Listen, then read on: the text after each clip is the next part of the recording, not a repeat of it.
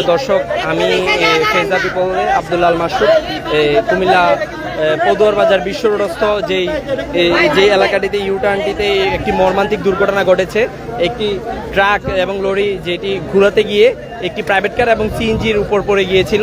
এই প্রাইভেট কারটি কিন্তু দেখেন দুমড়ে মুচড়ে গিয়েছে এবং প্রাইভেট কারের ভিতরে যারা ছিল তারা কিন্তু দুইজনকে এখন পর্যন্ত উদ্ধার করা হয়েছে, যারা এখন পর্যন্ত মৃত, এবং যারা আটকা পড়া আছে তারা কিন্তু এখনো পর্যন্ত ভিতরে আটকা পড়ে আছেন। এবং আপনারা দেখতে পাচ্ছেন এই ভিতরে যে আটকা পড়া যে যাত্রীগুলো মারা গিয়েছেন তারা কিন্তু একই পরিবারের সদস্য বলে এখন পর্যন্ত জানা গিয়েছে। তারা 4 জন ছিলেন প্রাইভেট কারে। হ্যাঁ, এখন এই যে সিএনজিতে লোকজনরা ছিল, ওই সিএনজির লোকেরা কিন্তু আহত হয়েছেন এবং তাদেরকে হসপিটালে কিন্তু নেওয়া হয়েছে। এলাকাবাসী এবং ফায়ার সার্ভিস এবং আইন শৃঙ্খলা বাহিনী মিলে কিন্তু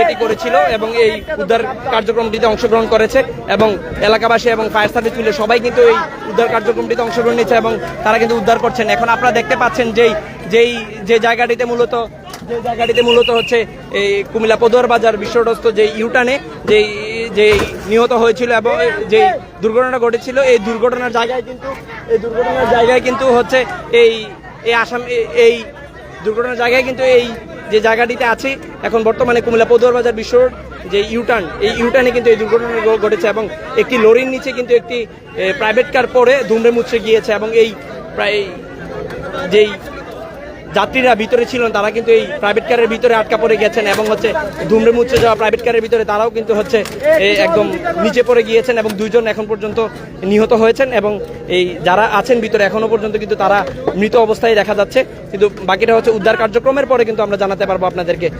প্রিয় দর্শক, আপনারা দেখতে পাচ্ছেন যেই কুমিল্লা পদুয়ার বাজার বিশ্ব রোডস্থ যে ইউটার্নটিতে এটি কিন্তু বর্তমানে মরণ ফাঁদে পরিণত হয়েছে। বিগত দিনগুলোতেও কিন্তু অনেক ধরনের দুর্ঘটনা ঘটেছে।